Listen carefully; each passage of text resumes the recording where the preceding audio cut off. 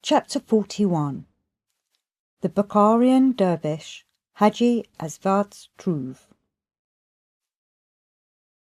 As my first meeting with this contemporary terrestrial free-brain being, with whom I saw the said experiments and thanks to whom, in all probability, information about the fundamental sacred cosmic law of heptaparapashinok will again be established there and become accessible to everyone, even from among the ordinary contemporary beings with a thirst for knowledge, may turn out to be extremely interesting and instructive to you. I shall therefore tell you all about this meeting, also in all possible detail. This first meeting of mine with him took place 3 terrestrial years before my final departure from that solar system. Once, while travelling over the continent Asia in that part of it called Bukhara, I chanced to meet and get on friendly terms with a certain free-brain being belonging to the group inhabiting that part of the surface of your planet, who was by profession what they call there a dervish, and whose name was Hadji Asvatz Troov. He was very typical of those contemporary terrestrial free-brain beings who have a tendency to infuse over, as is said there, higher matters, and who always automatize themselves to speak about them without any essential cognition with anyone they meet, on opportune and inopportune occasions. And whenever we met, he also liked to talk only about these matters. One day we started talking about what is called there the ancient Chinese science named Shat-Chai-Mernis.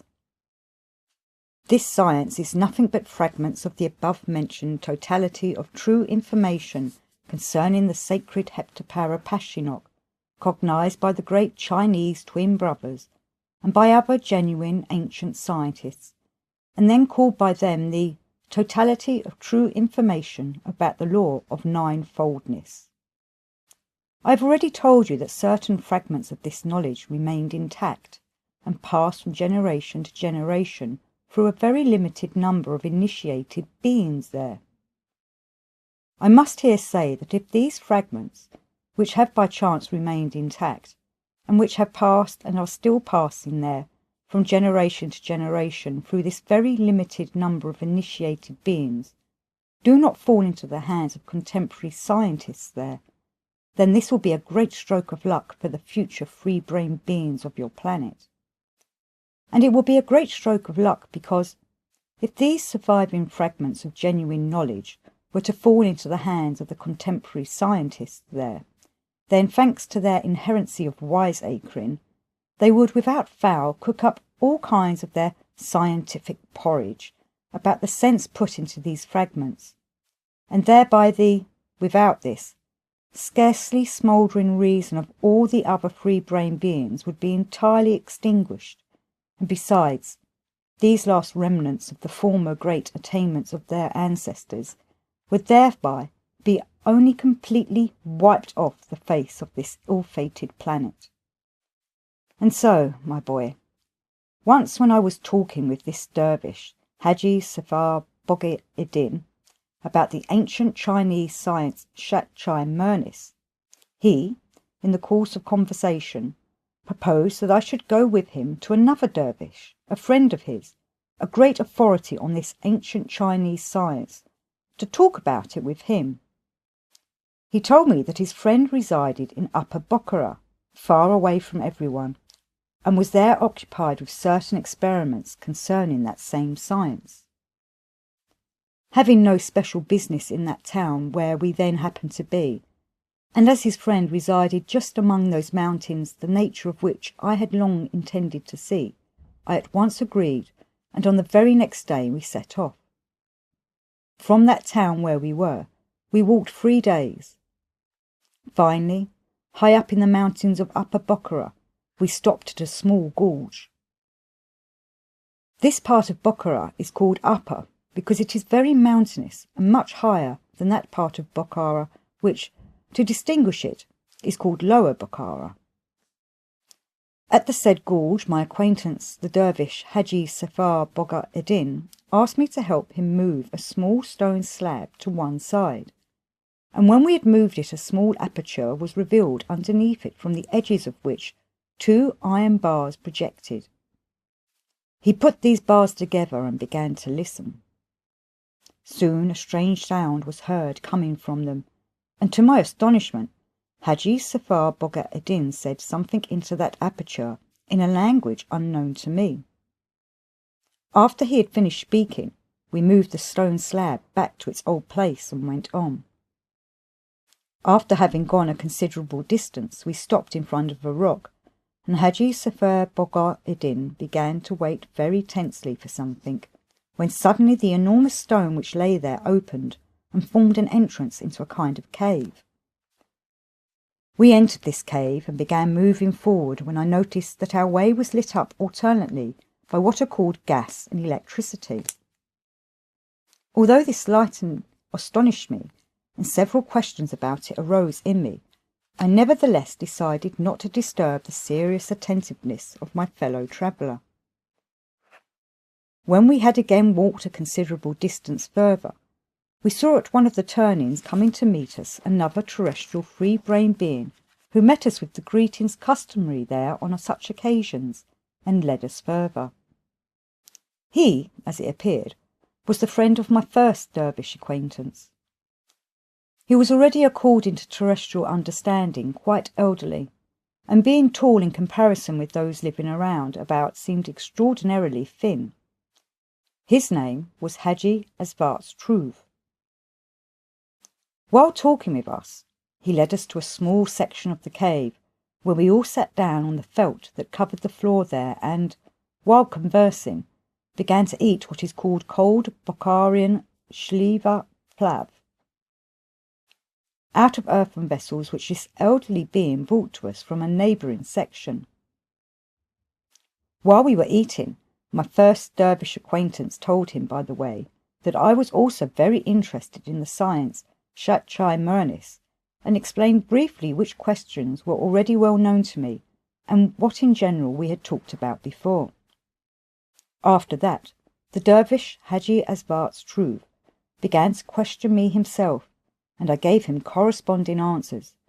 but of course in that form already habitual to me, by which I could always hide my real nature.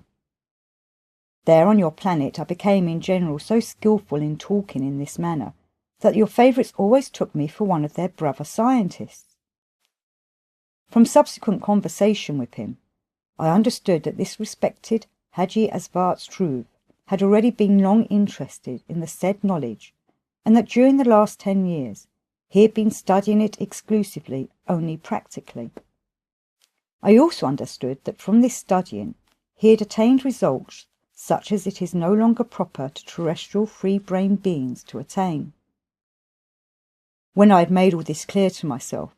I was much astonished and became very interested to know how this had come about, because I already very well knew that this knowledge had already long before ceased to exist in the reason of the free-brain beings of the earth, and that this venerable Hadji could scarcely have heard of it often, and thus have had an interest, as happens among them, gradually formed in him. And indeed, my boy, it has already long ago become proper there to the free-brain beings who have taken your fancy to become interested only in what they often see or often hear about, and whenever they do become interested in something, then this interest of theirs stifles all other being necessary in them, and it will always seem obvious to them that what interests them at the given moment is just the very thing that makes the world go round. When the relations necessary in such a situation had been established between this sympathetic dervish, Hadji Asvatz Troov, and myself, that is to say, when he had already begun to talk with me more or less normally without the, so to say, mask which had already become fully proper to contemporary beings to wear in their relations with other beings like themselves, especially when they meet these others for the first time, then, when these necessary relations had been established between us, I asked him, of course in the corresponding approved manner, why and how he had become interested in this branch of true knowledge. Here you might as well know that in general there on the surface of your planet, on each separate part, during the process of the ordinary being existence of these strange free-brain beings, their own special forms of external relationship with each other have gradually been formed and have passed from generation to generation. And these various forms of mutual relationship among them were formed of themselves after the being property of sensing the inner feeling of similar beings in relation to oneself had become quite atrophied in their psyche, which property must infallibly exist in all beings of our great universe, without extinction of form or place of arising. At the present time among them, good or bad mutual relationships are established exclusively only according to outer calculated manifestations, chiefly according to what they call aimability, that is, by empty words in which there is not a single atom of what is called the result of an inner benevolent impulse, such as arises in general in the presences of all beings in direct contact with those similar to themselves. There, at present, however, one being may inwardly wish another well. Yet, if for some reason or other this well-wishing being were in some way to express himself to another in words conventionally regarded as not good, then all is over. In all the different spiritualized localizations of the latter, data are invariably crystallized, which always, by association, engender in his common presence the conviction that the former, who as a matter of fact inwardly wished him very well, only exists to do him always and everywhere every kind of what they call vileness. It has become very important there, particularly during recent times, to know every kind of form of verbal address in order to have friends and not to make oneself enemies. The abnormal existence of these strange free-brain beings has not only spoiled their own psyche, but this abnormal existence of theirs has, by repercussion, gradually also spoiled the psyche of almost all the other one-brained and two-brained terrestrial beings. Data for engendering the aforesaid inner being impulse are not yet formed either in the presences of any of those terrestrial one-brained or two-brained beings with whom these strange free-brained beings who have taken your fancy have long had and still have frequent contact and relations. Although these being data are still formed in the presences of certain terrestrial one-brained and two-brained beings of other exterior forms, as for example those named by them tigers, lions, bears, hyenas, snakes, phalangers, scorpions, and so on, who have not had and do not now have in their mode of existence any contact or relation with those biped favourites of yours, nevertheless there is already formed in their common presences,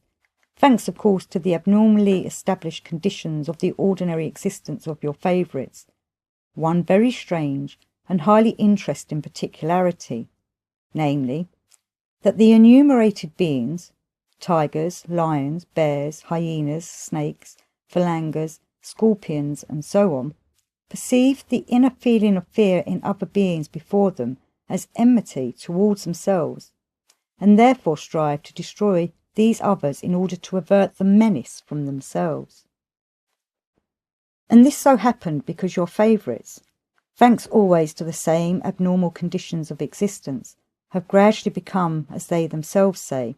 cowardly from head to foot, and because at the same time the need of destroying the existence of others has been inculcated in them also from head to foot. And so, when they, being already cowards of the highest degree, are about to destroy the existence of the beings of these other forms, or when they chance to meet such beings, who it must be said, to their misfortune and to our regrets, have become at the present time already much stronger than they, physically as well as in other being attainments, then they become afraid, as they say there in such case, to the point of wetness. At the same time, thanks to the inherent need in their presences to destroy the existence of other beings breeding on their planet, they at such moments contrive with their whole being how to destroy the existence of these beings of other forms. And as a result of all this, from the radiations issuing from these favourites of yours inherent in their peculiar presences, there are gradually formed in the common presences of these other beings of the aforementioned forms, side by side with the data which should exist in them for engendering the aforementioned impulse of instinctively showing respect and sympathy to every form of being, other data with a special functioning, thanks to which the feeling of cowardice appearing in the common presences of other beings, chiefly in the presences of your favourites, is perceived as a menace to themselves. That is why, whenever these other mentioned one-brained and two-brained terrestrial beings meet with your favourites, they, wishing to escape the danger to their own existence, always strive to destroy the existence of these favourites of yours. There on your planet also, all beings, in the beginning, in spite of difference of exterior form and brain system, existed together in peace and concord, and even now occasionally, one of these favourites of yours perfects himself firstly to the degree of sensing with all his spiritualised parts that every being, or, as is said, every breathing creature, is equally near and dear to our common Father Creator. And secondly, thanks to having actualised in himself being part dog duty, he attains the complete destruction in his presence of the data for engendering the impulse of cowardice before beings of other forms, in consequence of which these beings of other forms not only do not attempt to destroy the existence of this perfected being from among your contemporary favourites, but even show him every kind of respect and service as to a being with greater objective possibilities.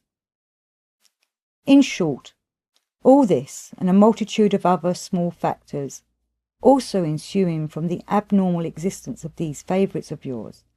have finally brought about the formation among them for mutual relationship of various forms of, as they express it, verbal amenity. And as I have already told you, each locality there has its own special form. The attitude taken towards me by this sympathetic terrestrial free-brain being, Hadji Asvatz Troov, was benevolent chiefly because I was the friend of a good friend of his. It must here be remarked, by the way, that the free-brain beings of this part of the surface of your planet are the only ones among whom the relationship of true friendship still exists. Among them, as it is general everywhere among free-brain beings, and just as it was in the first epochs on that planet also, not only is a friend himself a friend, but his near relatives and his friends are also regarded as friends and are treated just the same as the friend himself. Because I then passed for the friend of the dervish Hadji Bukharian, who was a very good friend of this Hadji Asvatz Troov, he then at once treated me in a very friendly manner. I wished to make the relationship still better, as I very much wanted to know how he had become interested in this knowledge, and how he had attained to such scientific accomplishments as were unsurpassed on the earth. And therefore, throughout our conversation, I liberally used those forms of verbal amenity which were customary in that locality. When, during our conversation, which dealt exclusively with the knowledge now called there Chai Mernis, we came to speak of the nature and the significance of vibrations in general, and when we happened to talk about the octave of sound, Hadji Asvatz Troov then said that not only had the octave of sound 7 aspects of relatively independent whole manifestations, but that the vibrations of any one of these relatively independent manifestations follow, in their arising as well as in their manifestation, the same conformity to law. Continuing to speak further about the laws of vibration of sound, he said, I myself became interested in the knowledge Chai Mernas through the laws of vibrations of sound, and they were the cause of my devoting the whole of my life subsequently to this knowledge. And, after thinking a little to himself, he related as follows. I must first tell you, my friends, that although I was a very rich man before I entered the brotherhood of the dervishes, Yet I was very fond of working at a certain craft, namely, I used to make various stringed musical instruments of the kind called sayaz, tar, kaya mancha, cymbal, and so on. And even after I'd entered the Brotherhood, I devoted all my free time to this profession of making musical instruments, chiefly for our dervishes. And the cause of my further serious interest in the laws of vibrations was the following. Once the sheikh of our monastery called me to him and said, "Hadji, in the monastery where I was still an ordinary dervish, whenever during certain mysteries our musician dervishes played the melodies of the sacred canticles, all of us dervishes always experienced from these melodies of the sacred canticles particular sensations corresponding to the text of the given sacred canticle. But here, during my long and careful observations, I have never yet noticed any particular effect on our brother dervishes from these same sacred canticles. What is wrong? What is the cause of this? To find out the cause has recently been my aim, and I have now called you to speak with you about it, and perhaps you, as an amateur specialist at making musical instruments, can help me to clear up this question which interests me." Thereupon we began to inquire into this question from every aspect. After long deliberations, we finally decided that probably the whole cause lay in the nature itself of the vibrations of the sounds, and we came to this conclusion because from our conversation it further became clear that in the monastery in which our sheikh had been an ordinary dervish, they played, besides the tambour, stringed musical instruments, while here, in our monastery, they played these same sacred melodies exclusively on wind instruments. We further decided to replace immediately all the wind instruments of our monastery by stringed instruments. But then another very serious question arose for us, namely, that it would be impossible to get together from among our dervishes the necessary number of specialists for playing the stringed instruments. Then our sheikh, having thought a little, said to me, "Hadji, you, as a specialist in stringed instruments, try, perhaps you can manage to make a stringed musical instrument on which any dervish, without being a specialist, can produce the sounds of the necessary melody merely by mechanical action, such as, for example, turning, striking, pressing, and so on." This proposal of our sheikh then immediately greatly interested me, and I undertook the task with great pleasure. After this decision I got up and, having received his blessing, went home. Having returned home, I sat down and thought very seriously for a long time, and the result of all my thinking was that I decided to make an ordinary cymbal and to devise with the help of my friend, the dervish, Kurbala Aziz Nururan, such a mechanism of little hammers that their striking should produce the corresponding sounds. And that same evening I went to this friend of mine, the dervish, Kurbala Aziz Nururan. Although this dervish friend of mine was regarded by his comrades and acquaintances as rather a queer sort, nevertheless they all respected and esteemed him, as he was very sensible and learned, and often talked of such questions that everyone, willy-nilly, had to ponder about them seriously. Before his initiation into the dervishes, he had been a real professional, namely, a watchmaker. And in the monastery also, he devoted all his free time to this favourite craft of his. My friend, this dervish, Kurbala Aziz Nururan, had, by the way, recently become much infused over a certain freakish idea, namely, he was trying to make a mechanical watch which would show the time very exactly without the aid of any spring whatsoever. This freakish idea of his he explained in the following brief and very simple formulation. Nothing on the earth is absolutely still, because the earth itself moves. On the earth only gravity is still, and then only in half the space occupied by its volume. I wish to get such an absolute equilibrium of levers that their movement, which must necessarily proceed from the tempo of the movement of the earth, should exactly correspond to the required movement of the hands of a clock, and so on and so forth. When I came to this queer friend of mine and explained to him what I wanted to obtain and what help I expected of him, he also immediately became very much interested in this and promised to help me in every way possible. And the next day we started work together. From this joint work, the skeleton of this mechanical musical instrument devised by me was soon ready. I myself marked and spaced the places for the corresponding strings, while my queer friend continued to work on the mechanism of the little hammers. And then, when I had finished stretching the strings and began to tune them correspondingly, just then that began which aroused that further interest in me, which brought me to the experiments concerning the laws of vibrations which I began and am still continuing. It began in this way. I must first tell you that before this I already very well knew that half the length of any string gives twice the number of vibrations of a whole string of equal volume and density. And in accordance with this principle, I arranged on the cymbal what are called bridges for the strings, and then began corresponding to tune all the strings for a certain ancient sacred melody in 1/8 toned sounds, of course, according to my Permanbarazadian, or, as it is called in Europe, tuning fork,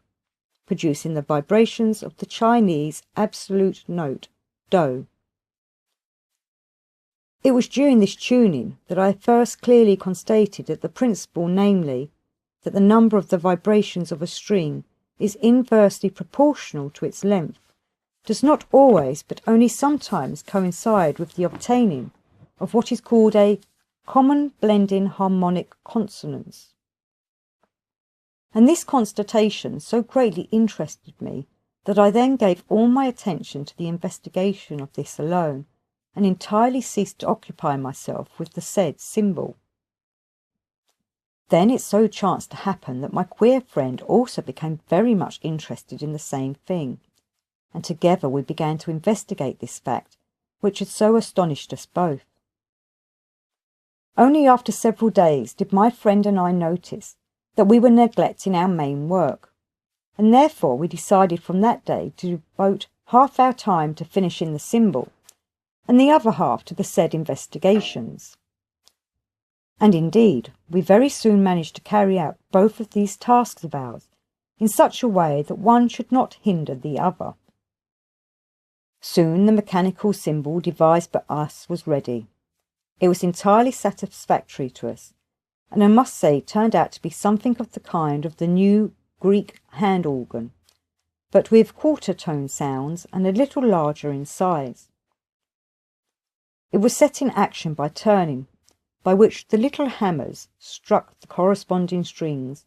and this correspondence was obtained by means of bundles of flattened reeds in which we had made dents, into which during the turning the ends of the little hammers fell and set the corresponding strings vibrating.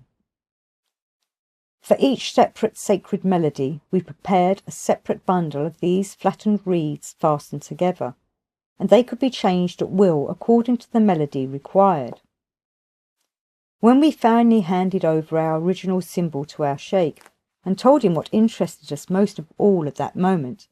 he not only gave us his blessing to leave the monastery for a while for our purpose to occupy ourselves with the question which interested us,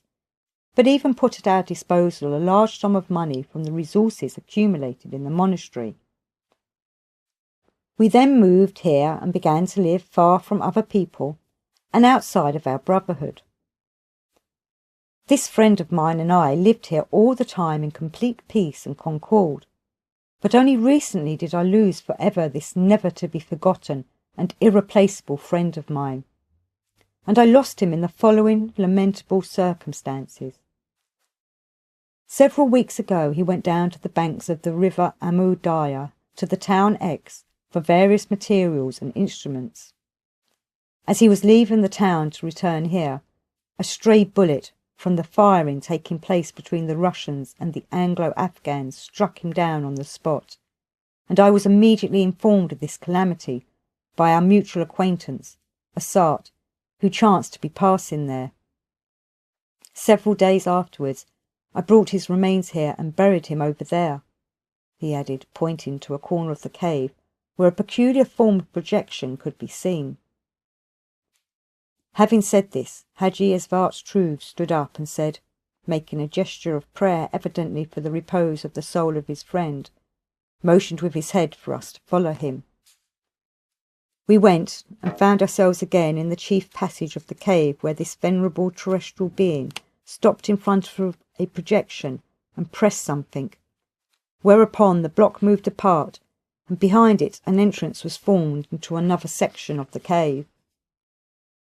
This section which we came upon this time was, in addition to its formation by nature herself, also artificially constructed so originally, according to the reason of your contemporary favourites, that I wish to describe its construction to you as detailedly as possible.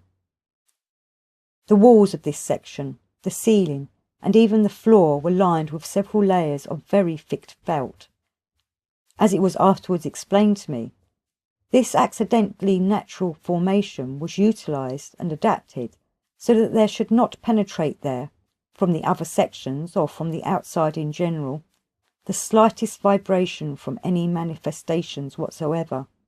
either from any movement, rustling, shuffling, or even from vibrations produced by the breathing anywhere nearby of various large or small creatures.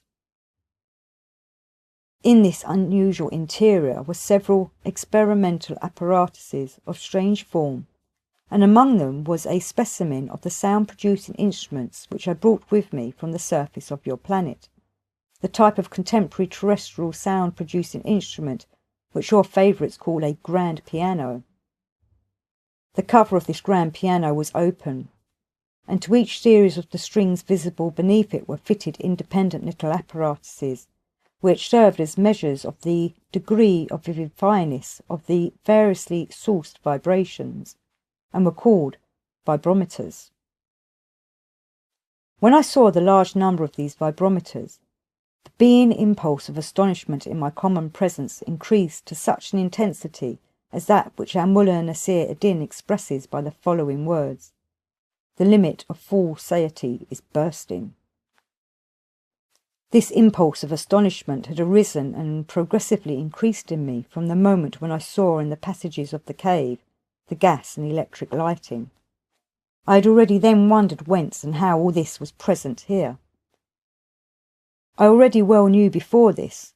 that although these strange free-brain beings there have again learned to utilise such sources from cosmic formations for their, as they say, lighting, yet these means for this lighting of theirs are obtained by them with the aid of very complicated adaptations, and these adaptations are accessible only when there is a large group of them. And suddenly here was this lighting, so far from any such group, and particularly in the absence around the place of any signs by which, among contemporary beings, such possibilities are in general accompanied. And when I saw the aforementioned vibrometer for measuring the degree of the vivifyingness of vibrations, the impulse of astonishment in me, as I have already said, increased to the highest degree. I was yet the more astonished because concerning this I also already knew very well that at that period there, nowhere did there exist such apparatuses by means of which it is possible to count any vibrations whatever, and therefore I again wondered, from where could this venerable old man, dwelling in these wide mountains, so far from the beings composing contemporary civilization, have obtained such apparatuses? Notwithstanding this interest of mine, I did not venture to ask the venerable Hadji Asvatz Troov for an explanation just then. I did not venture to ask him, because it was to be feared that such a digressive question might change the course of the conversation which had begun, and from which I expected the elucidation of the chief question which interested me. In this section of the cave were many other apparatuses as yet unknown to me, among which stood one very strange apparatus, to which were attached several pipes, what are called masks. from which something like pipes, made of the throats of cows, went somewhere up to the ceiling of the cave. Through these pipes, as I also afterwards learned, the air necessary for the breathing of the beings present during the experiments could flow in from outside, because this interior was then closed hermetically on all sides. The beings who were present during the experiments wore over their faces those masks which were on this strange apparatus. When we were all seated on the floor in the said section of the cave, the Venerable Hadji Asvatz Troov said, among other things, that during the period of his investigations, he and his friend the dervish Hadji Asvatz Troov had also occasion to study very thoroughly all the theories existing on the earth about vibrations made at any time by serious terrestrial scientists. He said, "We studied the Assyrian theory of the great Maimonides, and the Arabian theory of the famous Hadji, and the Greek of the philosopher Pythagoras, and of course all the Chinese theories. And we made apparatuses exactly similar to those with which all these ancient sages made their experiments, and which we even made an addition to one of their apparatuses, which is now the chief one for my experiments. With this apparatus, Pythagoras made his experiments, and it was then called a monochord, but now that I have altered it, I call it a vibroshow." Having said this, he pressed something on the floor with one hand, and with the other he pointed to a very strangely shaped apparatus standing there, and added that it was the same altered monochord. The apparatus he pointed to consisted of a 2-meter board, the whole front half of which was divided into sections called frets, like the neck of the sound-producing instrument called guitar, and on it was stretched only one string. To the other half of this board was fastened a great number of vibrometers, like those on the strings of the grand piano, and they were affixed in such a way that their indicating needles came just over the mentioned frets on the front side of the board. To the back half of this board was fastened a whole network of various small glass and metal pipes, which also served to produce sounds, but this time sounds obtained from vibrations arising from certain movements and currents of ordinary or of artificially compressed or rarefied air. And as for measuring the vibrations of these sounds, the same vibrometers served as were used for measuring the vibrations arising from the string. The Venerable Hadji Asvatz Troov was about to say something, but just then, from another section of the cave,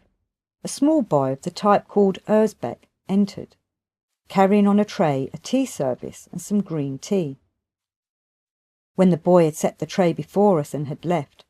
the Venerable Hadji began to pour out the tea into the cups, and turning to us jokingly uttered the following sentence used on such occasions in that locality: "Let us imbibe this gift of nature in the devout hope that it may redound to her glory." Having uttered this, he continued further: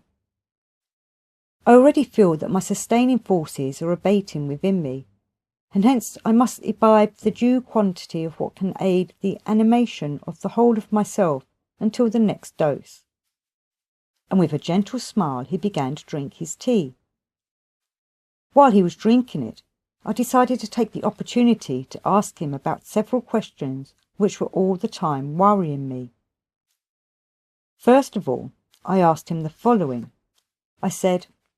"Highly esteemed Hadji,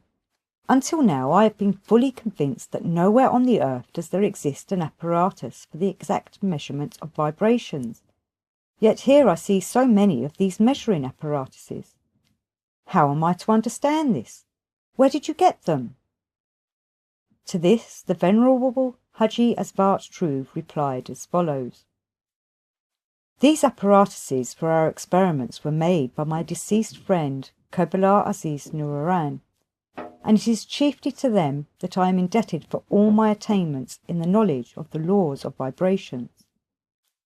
Indeed," he continued, "there once existed on the earth at the time of the flourishing of the great Gurdjieff, all kinds of similar apparatuses, but at the present time there are none of these apparatuses, unless of course one reckons that, so to say, childish bauble now existed there in Europe, by means of which vibrations can, as it were, be counted, and which there in Europe is called a siren. I even had such a siren when I began my elucidatory experiments. This siren was invented 2 centuries ago by a certain learned physician named Serbach, and it was so to say perfected in the middle of the last century by a certain Cagnard de la Tour. The construction of this childish bauble consists in this,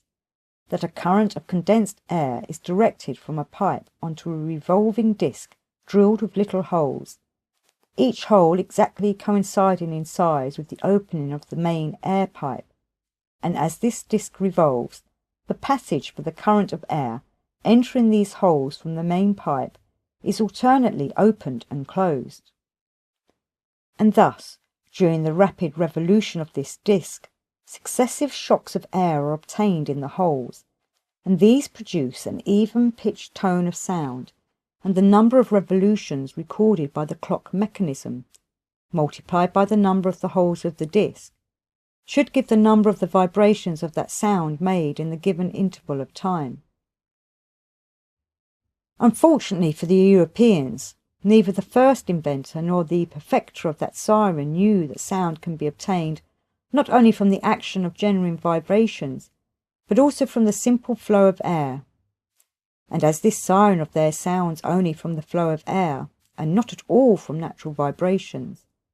therefore the determination of the exact number of vibrations by the indications of that siren is out of the question.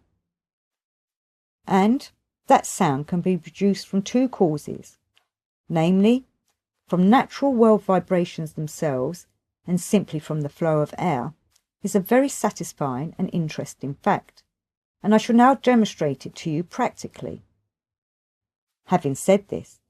the venerable Hadji stood up and brought from another section of the cave a pot of flowers in bloom, placed it in the centre of that section of the cave, and then seated himself at the former monochord of the famous Pythagoras. Turning to us, he said, "I will now produce from these combined pipes only 5 different tones of sound,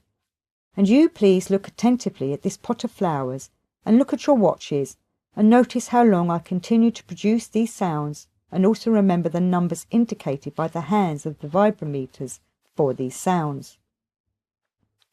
Then, with a pair of small bellows, he began to blow air into the corresponding pipes, which then began a monotonous melody of 5 tones. This monotonous melody continued for 10 minutes, and not only did we remember the numbers indicated by the hands of the vibrometers, but all these 5 tones of sound were even very well impressed on our organs of hearing.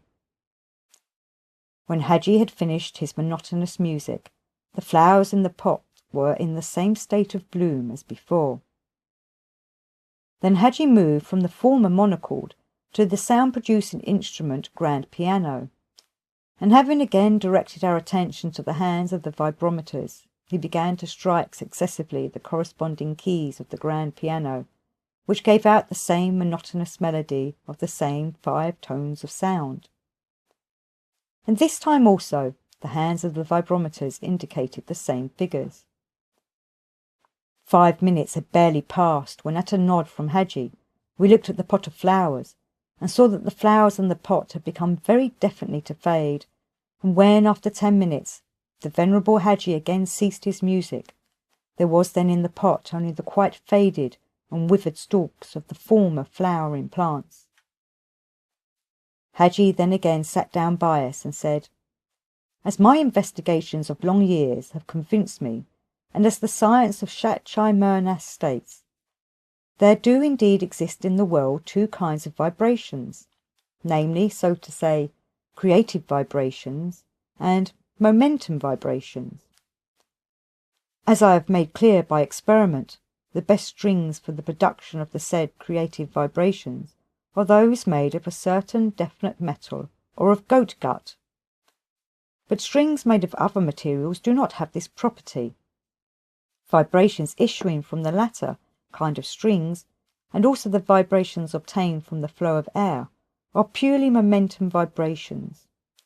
In this case, the sounds are obtained from these vibrations which arise from the mechanical action of the momentum evoked by them and from the friction of the air flowing from it. Hadji Asvatz Troov continued. At first we made our experiments with the aid of this vibroshow alone, but one day, when my friend, Kerbela Aziz Nourian, was in the Bukharian town of X on business, he happened to see a grand piano there at an auction sale of a number of things belonging to a Russian general who had left, and noticing by chance that its strings were made of just the metal needed for our experiments, he bought it and afterwards, of course with great difficulty, brought it up here into the mountains. When we had placed this grand piano here,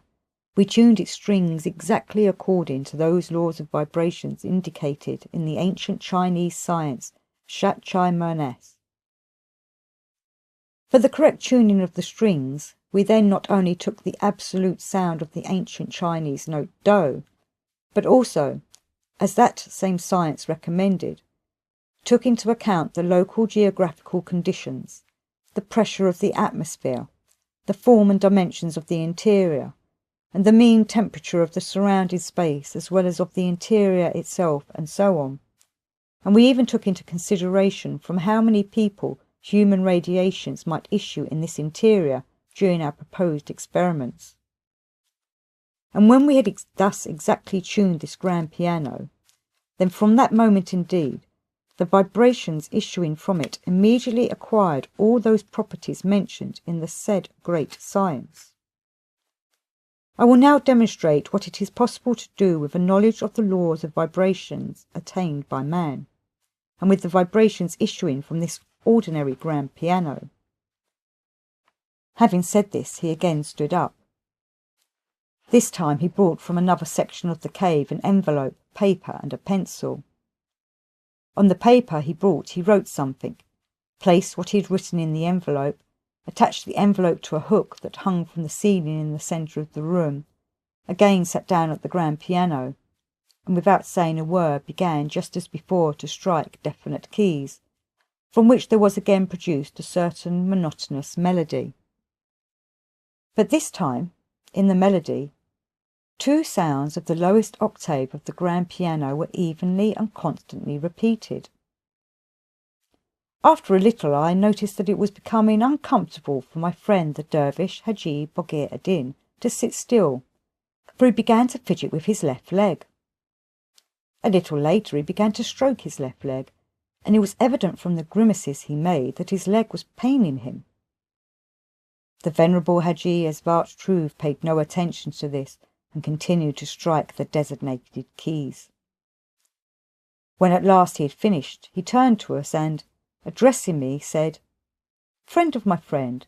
will you please get up, take the envelope off the hook, and read what is written inside?" I stood up, took the envelope, opened it, and read as follows.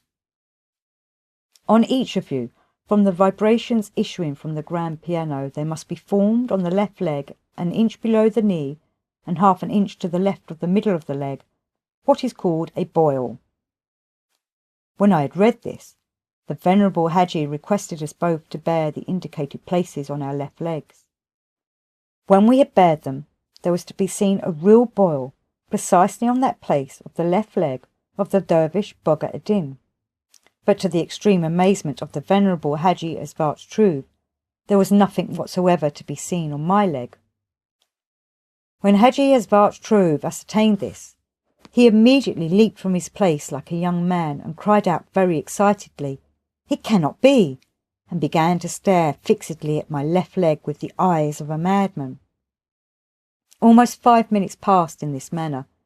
I confess that for the first time on that planet I was at a loss and could not immediately hit upon a way out of the situation. At last he came closely up to me and was about to speak, but just then, from his agitation, his legs began to tremble very violently, and he therefore sat down on the floor and motioned me to sit down also. and when we were seated he gazed at me with the very sorrowful eyes, and in a penetrating manner spoke to me as follows. Friend of my friend, in my youth I was a very rich man, so rich that no fewer than 10 of my caravans, each with no fewer than 1,000 camels, were constantly moving in all directions over our great Asia. My harem was considered by all who knew it to be the richest and best on the earth, and everything else was on the same scale. In short, I had in superabundance everything that our ordinary life can give. But all this gradually so wearied and surfeited me that when at night I lay down to sleep, I thought with horror that the same would be repeated on the next day, and that I would again have to drag along the same wearisome burden. Finally, it became unendurable for me to live with such an inner state, and then, once, when I felt the emptiness of ordinary life particularly strongly, the idea first arose in me of ending my life by suicide. For several days I fought quite cold-bloodedly, and as a result categorically decided to do this. On the last evening, as I entered the room where I intended to actualize this decision of mine, I suddenly remembered that I had not taken a last look at her who was half the cause of the creation and formation of my life. I remembered, namely, my own mother, who was then still alive, and this recollection of her reversed everything within me. I suddenly pictured to myself how she would suffer when she learned of my end, and moreover by such a means. When I remembered her, I pictured to myself, as if in reality, how she, my dear old mother, would break down in utter loneliness with resigned sighs and inconsolable sufferings, and from all this there arose in me such pity for her that the sobbing evoked by this pity almost choked me. And it was only just then that I cognised with my whole being what my mother meant to me, and what an inextinguishable feeling towards her ought to exist in me. From that time my mother became for me the source of my life. Thereafter, whenever it may have been, day or night, no sooner did I remember her dear face than I became animated with new strength and the desire to live, and to do everything only that her life might flow agreeably for her was renewed in me. Thus it continued for 10 years, until from one of these pitiless diseases she passed away, and I was again left alone. After her death, my inner emptiness again began to weigh me down more and more day by day. At this point of his narrative, when the glance of the venerable Hadji Asvatz Troov happened to light upon the dervish Bukharian, he again jumped up from his place and, addressing him, said, "My dear friend, in the name of our friendship, pardon me, an old man, that I have forgotten to put an end to the pain caused you from the evil-carrying vibrations of the grand piano." Having said this, he sat down at the grand piano and again began to strike the keys. This time he produced the sounds of 2 notes only, one from among those of the higher octave of the grand piano, and the other from among the lower, always alternately, and as he began, he almost shouted. Now, thanks again to the vibrations engendered by means of the sounds of the grand piano, but this time good carrying ones, let the pain of my faithful old friends cease.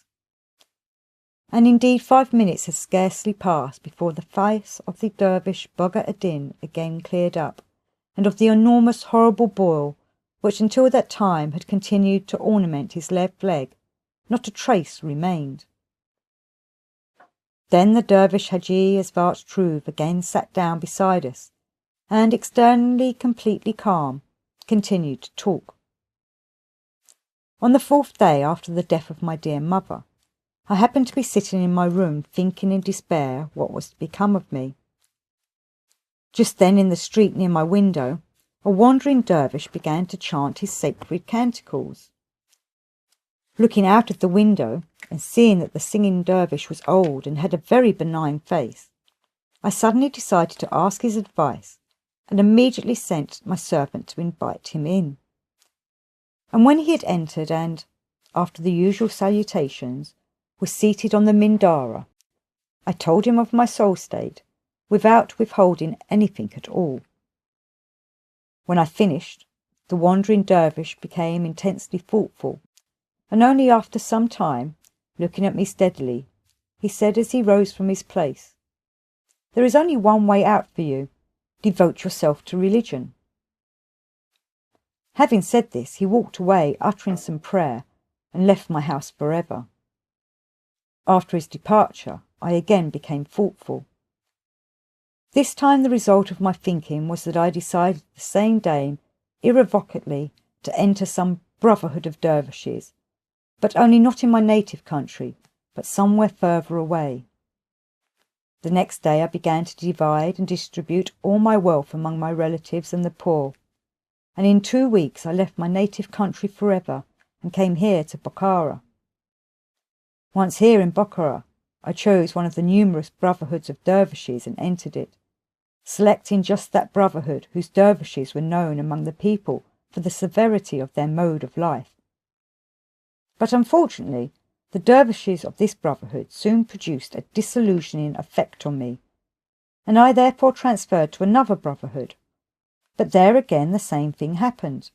until finally I was enrolled as a dervish of the brotherhood of the monastery, the sheikh of which set me the task of devising that mechanical stringed musical instrument of which I've already spoken to you. And after that, as I've already told you, I became very much absorbed in the science of the laws of vibrations, and have been occupied with it up to the present day. But today this science has compelled me to experience the same inner state as I experienced for the first time on the eve of the death of my mother, whose love had been my sole half of warmth which for so many years had sustained my empty and wearisome life. To this day I cannot recall without a shudder that moment when our physicians told me that my mother could not live more than 1 day. Then, in that terrible state of mind, the first question that arose in me was, how shall I go on living? What further happened to me afterwards, and what occurred, I have also more or less told you. In a word, when I became absorbed in the science of vibrations, I gradually found for myself a new divinity. This science took the place of my mother for me, and in the course of many years has proved just as sustaining, true, and faithful as my own mother had been to me. And until today I've lived and been animated only by its truths alone. Until now, there has not yet been a single instance in which, in their manifestations,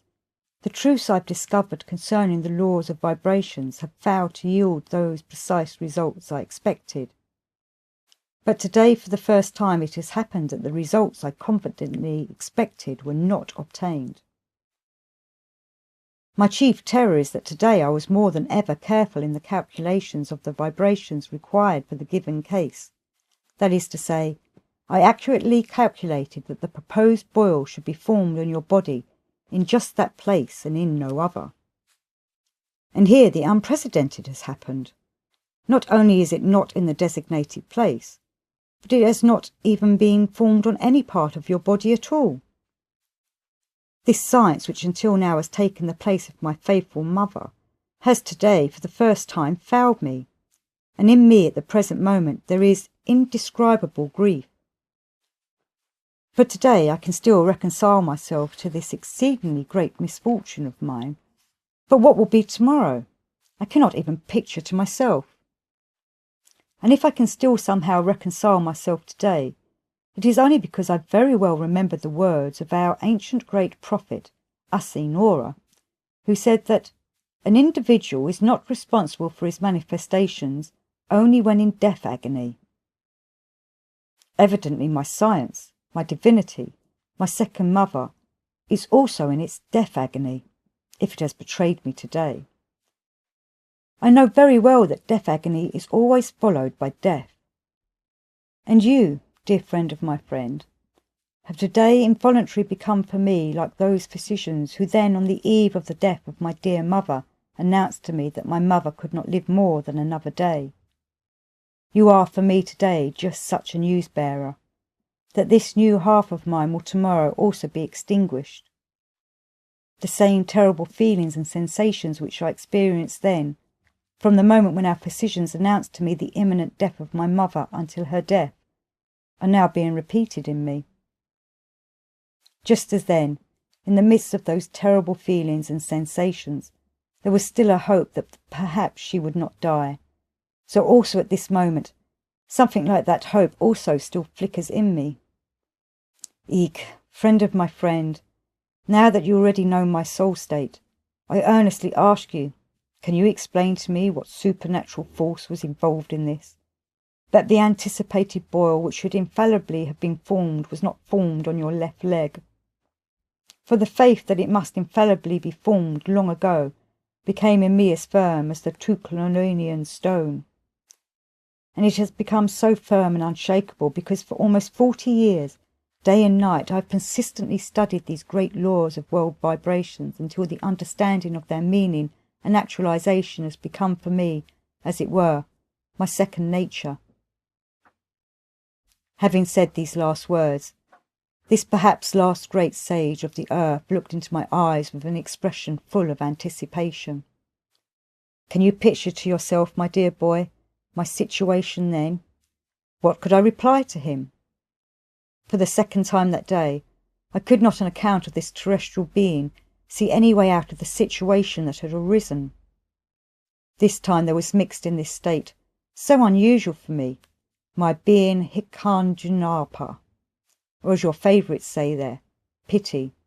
for that terrestrial free-brain being, chiefly because he was suffering through me. And this was because I was then clearly aware that if I spoke a few words to him, not only would he be calmed, but thanks to them, he would even understand that the fact that no boil was formed on my left leg proved the truth and precision of his adored science still more. I had full moral right to tell him the truth about myself, because by his attainments he was already Kau Manuara, that is, a free-brain being of that planet with whom it is not forbidden us from above to be frank. But at that moment I could in no way do this, because there was also present there the dervish Hadji Bogha-Eddin, who was still an ordinary terrestrial free-brain being, concerning whom, already long before, it was forbidden under oath from above to the beings of our tribe to communicate true information to any one of them on any occasion whatsoever. This interdiction upon the beings of our tribe was made, it seems, on the initiative of the very saintly Ashiata Shirmash. This interdiction on the beings of our tribe was made chiefly because it is necessary for the free-brain beings of your planet to have knowledge of being. And any information, even if true, gives to beings in general only mental knowledge, and this mental knowledge, as I've already once told you, always serves beings only as a means to diminish their possibilities of acquiring this knowledge of being. And since the sole means left to these unfortunate free-brain beings of your planet for their complete liberation from the consequences of the properties of the organ Kundabuffer are just this knowledge of being, therefore this command was given to the beings of our tribe under oath concerning the beings of the earth. And that is why, my boy, I did not just then in front of the dervish Bogha-Eddin decide to explain to this worthy terrestrial sage, Hadji Asvatz Troov, the real reason of his failure. But as both dervishes were waiting for my reply, I had in any case to tell them something, and therefore, addressing Hadji Asvatz Troov, I then told him only as follows. Venerable Hadji Asvatz Troov, if you agree to have my answer not now but a little later, then I swear by the cause of my arising that I will give you an answer which will fully satisfy you. You will be convinced not only that your beloved science is the truest of all sciences, but also that since the great scientists, the saints, Chun Kyo-Tez and Chun Tro-Pel, you are the greatest scientist of the earth. At this reply of mine, that venerable dervish, Hadji Asvatz Troov, merely placed his right hand on the place where the heart is located in terrestrial beings, and in that locality this gesture means, I believe and hope without doubt. Then, as if nothing had happened, he turned to the dervish Bogha-Eddin and again began to speak about the science Shat Chai Mernis. In order completely to smooth over the previous embarrassment, I spoke to him again, and pointing to a niche in the cave where many coloured silk materials were hanging in strips, I asked him, "Most estimable Hadji, what is all that material over there in that niche?" To this question of mine, he replied that those coloured materials were also used for experiments on vibrations, and he continued further, "I recently made it clear for myself which colours of the materials, and to what extent, act by their vibrations harmfully on people and on animals. If you wish, I will show you this highly interesting experiment also." Having said this, he again stood up and again went into the neighbouring section, from where he soon led in, this time with the help of the boy, 3 quadruped terrestrial beings called dog, sheep and goat. He also brought in several strangely shaped apparatuses resembling bracelets. He put one of these special bracelets on the arm of the dervish Bukharian and another on his own arm, meanwhile saying to me by the way as he did so, "I do not put one of these apparatuses on you, as I have certain rather weighty reasons." One of these strange collar-like apparatuses he then put on the necks of the aforesaid goat, sheep and dog, and indicating the vibrometers on those strange apparatuses, he asked us to remember to note down all the figures which would be indicated by the hands of the vibrometers on each of these externally different beings. We looked at the figures shown by all the 5 vibrometers, and wrote these down in the block notes, or as they are usually called there, writing pads, which were given to us by the boy. After this, the dervish Asvatz Troov again sat down on the felt and told us as follows. Every form of life has its own total of vibrations proper to it, which represents the totality of all the vibrations engendered from the various definite organs of the given form of life. And this total varies at different times in each form of life and depends on how intensely these various caused vibrations are transformed by the corresponding sources or organs. Now all these heterogeneous and variously called vibrations always blend within the limits of the whole life in the general subjective, what is called, chord of vibrations of the given life. Just take as an example my friend Bukharian and myself. You see, and showing me the figures on the vibrometer that he had put on his arm, he continued, "I have in general so many vibrations, and my friend Bukharian has so many more. This is because he is much younger than I, and several of his organs function much more intensely than mine, and the corresponding vibrations in him thus result more intensely than mine. Look at the figures on the vibrometers of the dog, the sheep and the goat. The sum total of the vibrations of the dog is 3 times greater than that of the sheep, and half as much again as that of the goat, and in number of vibrations of his general chord of vibrations, this dog has a trifle less than myself and my friend. It must be remarked that among men, especially men of recent times, very many are to be met with who have not even as great a number of vibrations in the subjective chord of vibrations of their common presence as the number shown by the presence of this dog. This has come about because in most of these people I've just mentioned, one function, for instance, and namely the function of emotion, which actualizes the main quantity of subjective vibrations, is already almost completely atrophied, and therefore the sum total of vibrations in them proves to be less than in this dog. Having said this, the venerable Hadji Asvatz Troov again stood up and went to the place where the materials of different colours lay. Then he began to unroll these coloured materials consisting of what is called Bukharian silk, colour by colour, and with each piece of material, all of one colour, he covered by means of specially constructed rollers not only all the walls and the ceiling, but even the floor of this section of the cave, owing to which it appeared that the whole interior was draped with the material of that given colour. And each of the coloured materials changed the vibrations number of all the forms of life. After experiments of the coloured materials, this great terrestrial scientist of recent times asked us to follow him, and, going out of this section of the cave, back again into its main passage, we went into another small passage leading off to the side. Behind us trailed along the goat, the sheep, and the dog with their improvised collars. We walked a fairly long time until we finally came to the most important section of these underground spaces. There the venerable dervish, Hadji Asvatz Troov, again went to one of the niches of that big underground space and, pointing to a big pile lying there of some material of a very strange colour, said,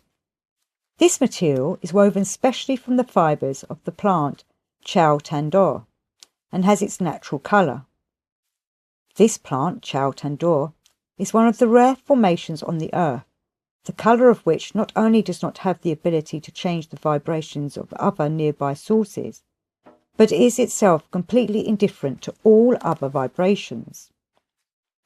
That is why for my experiments concerning vibrations arising not from colour but from other causes, I specially ordered just this material and made out of it, for the whole of this underground space, something like a large tent, and so adapted it that it could be moved in any direction and given any form desired. And with this peculiar tent, I am now carrying out my experiments, namely those experiments which I call architectural. And these architectural experiments are now making clear to me just which interiors, and to what extent, act harmfully upon people and upon animals.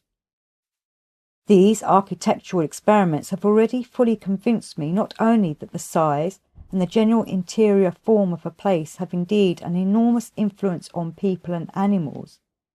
but also that all interior what are called curves, angles, projections, breaks in the walls, and many other things producing a change in the vibrations proceeding in the atmosphere of the place, always contribute to change for better or for worse the subjective vibrations of the people and animals there. When he began to make his experiments with that large tent, I also noticed, among other things, that the surrounding vibrations which changed owing to various causes nearby act much more strongly on the common presences of these free-brained beings who have taken your fancy than on the terrestrial one-brained and two-brained beings. This also evidently proceeds in consequence of all the abnormal inner and outer conditions of their ordinary being existence. After these architectural experiments, he led us to still other small sections, where he also showed us many other experiments from which it could easily be seen and understood just which variously caused vibrations, and how, act upon the subjective chords of vibrations of your favourites. During these experiments, there were also indicated the results ensuing from vibrations formed from the radiations of other terrestrial beings of various types of those similar to them, as well as of two-brained and one-brained beings, and also the vibrations engendered by their voices and by many other causative actions. He demonstrated and explained, among other things, also several experiments proving the harmful action on terrestrial contemporary beings of those causes which they themselves, as if intentionally, produce, especially in recent times, in great quantity, namely what they call works of art. Among these latter were pictures, statues, and of course their famous music. From all the experiments demonstrated by this sage, it became clear that the most harmful vibrations, however, for contemporary terrestrial free-brained beings are those formed in there from what there are called medical remedies. I stayed in the underground domain of this truly learned being 4 terrestrial days, after which, with the dervish Bukharian, I returned again to that Bukharian town from which we had come, and thus ended my first meeting with him. During those 4 days he further demonstrated and explained to us much more concerning the laws of vibrations. But the most interesting thing for me personally was his last explanation about why and how, in that wild place, remote from any place of the grouping of contemporary terrestrial beings, in this underground domain of his, there came to be gas and electric lighting. During this account of his, while elucidating a certain fact, this highly sympathetic terrestrial free-brained being could not restrain himself, for sincere tears suddenly began to flow, which then so touched me that even now I cannot forget it. Information about certain data, elucidated by this account of his, can serve for your further existence as good material for corresponding confrontations, and for the elucidation of all the results of what are called subjective destiny. That is to say, of those results which in general occur in our great megacosmos, where a multitude of relatively independent separate individuals arise and exist together. It often happens that while existing together, destiny, for any separate individual in the process of his personal existence, turns out for him personally to be absolutely unjust, but for all the others existing together with him, there are obtained from this in the objective sense an abundance of just fruits. And that is why I wish to tell you about this in as much detail as possible, and will even try to repeat this account of his to you as verbatim as possible without changing anything. It was just before our departure from this underground domain, that is, from that place on your planet, which among other things convinced me that the results of the attainments of the reason of the former free-brained beings, their ancestors, have not even there been entirely lost. Even if the subsequent generations of the beings of this strange planet cease to transmute in themselves the cosmic truths discovered by their ancestors, yet although their already discovered truths have not progressed as is everywhere proper because of their abnormal being existence, they are, nevertheless, automatically concentrated in that strange underground kingdom of your planet, to await further perfection and elaboration for subsequent free-brained beings. And so, when I inquired about the methods of the gas and electric lighting in this underground kingdom of his, he related to me the following. The causes of the origin of these two kinds of lighting are entirely different, and each of these two kinds of lighting has its own independent story. Gas lighting existed here from the very beginning, and was arranged here on the initiative of myself and my old friend the dervish Kubala Aziz Nurian. As for the electric lighting, it came here only quite recently, and the initiator of its origin was also one of my friends, who is still young and who came from among the Europeans. I think it will be better if I tell you the story of each kind of lighting separately. I will begin with the gas lighting. At the time when we first moved here, there was not far from here a certain holy place called the Holy Cave, to which various pilgrims and devotees from all over Turkestan used to throng. The popular belief about this holy place was that once there had lived in this cave, as it were, the famous Hadji Asvatz, who later was taken up alive into heaven.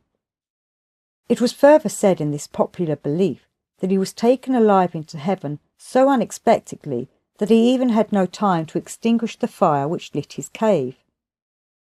This last belief was supported by the fact that in that cave there was indeed an undying fire. And so, friend of my friend, as neither I nor my friend the dervish Kubala Aziz Nurian could believe in the verity of this popular belief, we therefore decided to probe into the real cause of that peculiar phenomenon. Having at that time sufficient material possibilities, and having at our disposal the conditions necessary for the investigation of this phenomenon without any hindrance from anyone whatsoever, we began to seek the source of its arising. It turned out that not far from that cave there flowed under the ground a stream,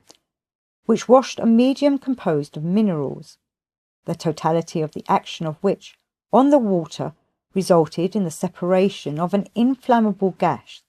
which through chance crevices in the ground found its way into that cave. And the chance inflammation somehow of this gas must obviously have been the cause of the display there of that undying fire. When my friend and I had made this cause definitely clear to ourselves, and had at the same time discovered that the said spring was located not far from our cave, we decided to give an artificial outlet to that gas into these caves of ours. And so, from then on, this gas flowed through the pipes of clay we laid, here into the main section of our cave, and from there we distributed it by means of bamboos according to our needs. As for the appearance in our caves of electric lighting, the history of its origin is as follows. Soon after we had settled in these caves, there once came to see me through a very old friend of mine, also a dervish, a still very young European traveller who sought my acquaintance on account of always this same action of the laws of vibrations which interested me. We were soon close friends, as he turned out to be firstly very serious in the search for truth, and secondly very kind and susceptible regarding the weaknesses of all others without exception. He was studying the laws of vibrations in general, but his studies were primarily of those laws of vibrations which cause the formation of various diseases in people. During these studies of his, he among other things made clear the causes of the arising in people of the disease existing there under the name of cancer, and the possibility of destroying in people this malignant arising. He then constated, and could already actualize in practice, the possibility that, by a certain mode of life and a certain preparation, any man can consciously elaborate in himself vibrations by means of which, if he saturates the person infected with this terrible disease with those vibrations in a certain way and in a certain successiveness of the flow of time, it is possible to destroy it entirely. Although afterwards, when we parted, we did not meet again for a long time, we always had news of one another. I knew that this young friend of mine, soon after we parted, married in his native country, and lived with his wife during the following years in full, as we say here in Asia, family love and mutual moral support. I was particularly interested in news of him which concerned his attainments in respect of the discovery of a cure for discovering people just the aforesaid curse, because the causes of the arising of just those vibrations, owing to which data for that disease had crystallized, were closely related to the causes, the elucidation of the vibrations of which were lately the chief interest in my life. I already knew that although he had not yet discovered any commonly accessible means of bringing about the destruction of that disease, yet, according to trustworthy reports which frequently reached me, he employed for those who felt ill with this disease the most commonly accessible practicable cures which he had first constated, and their actualization in practice which he had attained, and he had already achieved the complete destruction of this terrible human scourge.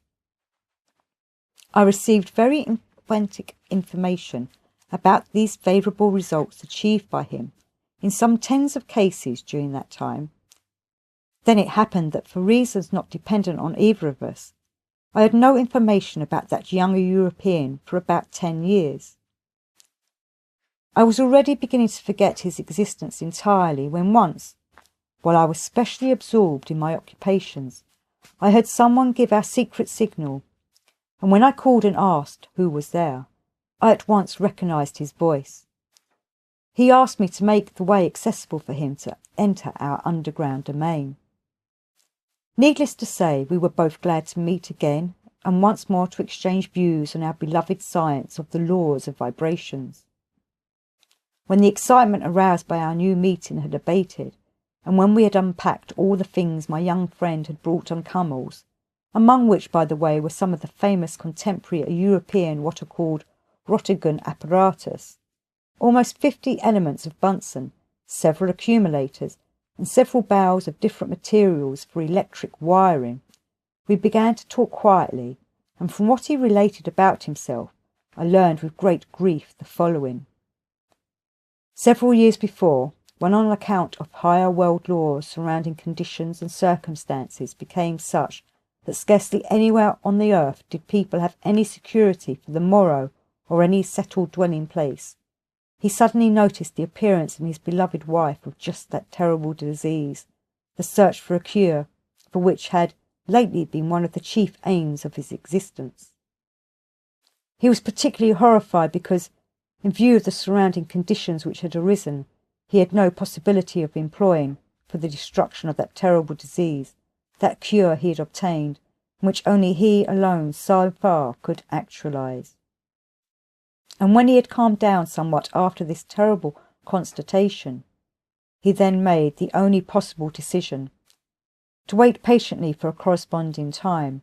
and meanwhile to try to create for his wife such conditions of life that the progressive process of that terrible disease should flow as slowly as possible. More than 2 years passed, during which time the surrounding conditions changed for the better, and this young friend of mine had the possibility of then preparing himself, at last, to employ the cure known only by him against that terrible disease. And when he began to prepare himself to employ that cure, then on one sorrowful day for him, in one of the larger European cities, in the jostling caused by some demonstration, he fell under an automobile, and although not quite killed, he received very serious bodily injuries. Owing to these injuries, firstly, his own life flowed for several months under a lapse of memory, and secondly, because of the absence of conscious and intentional direction on his part of the ordinary life of his wife, the process of the terrible disease flowed in her at an accelerated tempo, chiefly because during his illness she took constant and anxious care of him without sparing herself. And so, when this poor friend of mine finally regained consciousness, he soon saw to his horror that the disease process in his wife was already in its last stages. What could he do? What could be done? Since, owing to the consequences of the injuries he had received, he was bereft of every possibility of preparing himself and of elaborating in himself the vibrations of the quality needed for the cure he had learned of destroying in man that terrible disease. Thereupon, and in view of all this, and seeing no other way, he resolved to have recourse to that means of curing this illness which the representatives of contemporary European medicine employ, and thanks to which, they allege, it is possible, as it were, to destroy in man that disease. Namely, he decided to have recourse to what are called X-rays. The treatment with the said rays was begun. During the process of that treatment, he noticed that, although the principal concentration or gravitational centre of the disease in the body of his wife became, as it were, atrophied, yet at the same time a similar concentration was beginning, this time in an entirely different part of her body. After several months of repeated what they call in Europe séances, a similar independent concentration made its appearance in her, and this time in still a new place, the third. And as a result of it all, it transpired one sad day that the days of the invalid were numbered. Having constated this horror, my young friend decided to throw aside all the wiseacring of contemporary European medicine, and without consideration for his own state, he began to elaborate in himself the necessary vibrations, and to saturate the body of the invalid with them. Although, in spite of difficulties almost insurmountable to him personally, he succeeded in prolonging the existence of his wife for almost 2 years, yet nevertheless she finally died from just that terrible human disease. It must be noticed further that during the last period of the illness, when he had already ceased to employ the wiseacring of European medicine, 2 further similar independent concentrations were noticed in the body of his wife. When my young friend had more or less calmed down after that terrible issue, and again devoted part of his time to his beloved studies and researches of the great world laws, then, among other things, he became much interested to know why, during the treatment of the cancer by X-rays, there had arisen in the body of his wife those independent concentrations he had constated, which usually do not develop in this disease, and which, during his long years of previous observations, he had never noticed. In view of the fact that the elucidation of this question which interested him turned out to be complicated, and in the surrounding conditions of the places of habitation there, impracticable, he decided to come to me and with my help clear them up by experiment. And that was why he had brought with him all the necessary materials for these elucidatory experiments. The next day I put at his disposal one of the sections of the underground domain and several what are called Salcomorskian goats, and everything else required for his elucidatory experiments. Among other preparations, he, with the help of the Bunsen elements, first put into operation the action of the Roentgen apparatus. And already 3 days after his arrival, that began which was the cause of the arising of permanent electric lighting in our caves. And it began in the following way. As we were making certain experiments by means of my vibrometers and calculating the vibrations of the electric current which produces X-rays in the Roentgen apparatus, we noticed that the number of vibrations of the electric current obtained by means of these Bunsen elements all the time either increased or diminished. And because the number of vibrations in a certain length of time were most important for our elucidations during the flowing of the electric current, it then became clear to us that that kind of electric current was absolutely useless for the elucidations we required. This constatation of ours very much discouraged and depressed my young friend.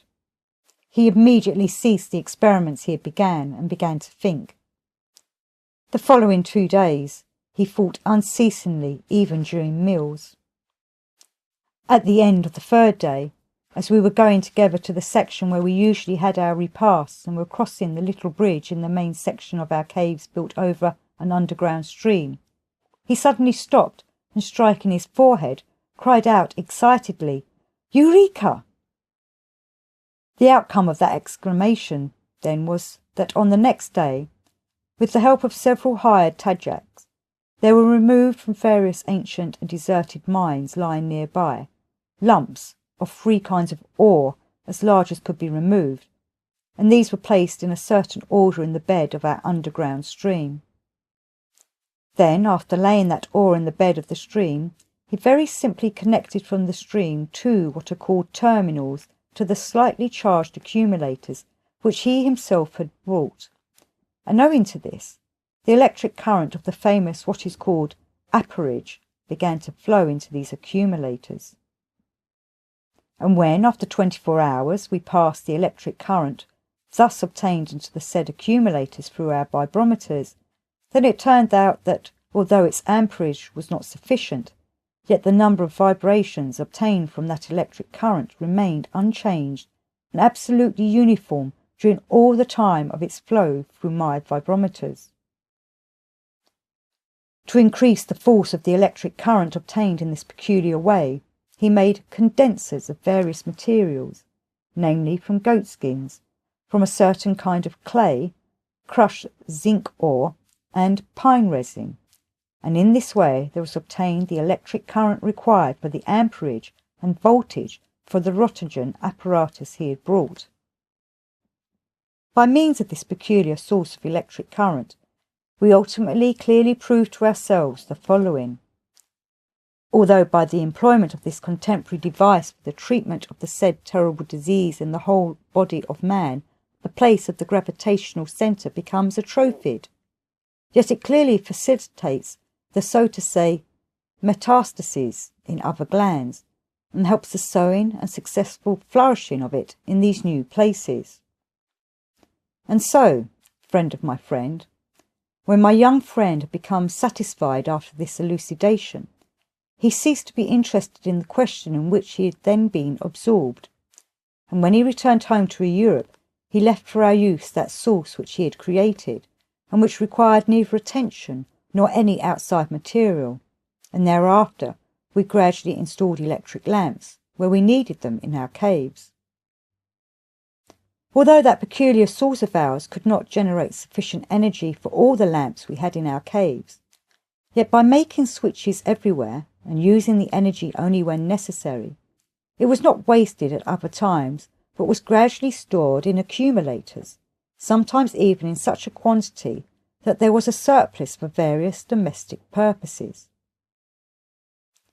At this place of Beelzebub's tale, all the passengers of the trans-system ship Karnak experienced something like a sweet sour taste in the region of the inner part of their mouths. This signified that the ship Karnak was now approaching some planet, namely, a place of unforeseen stopping, and this planet was the planet Descaldino. Whereupon Beelzebub ceased his narration and, with Ahun and Hussein, all three went to their keshars to get ready for the descent to the planet Descaldino. Note: if anyone is very interested in the idea presented in this chapter, I advise him to read without fail my proposed book entitled The Opiumists, if, of course, for the writing of this book there will be sufficient French almanac and Carzianian Bastormar. The author.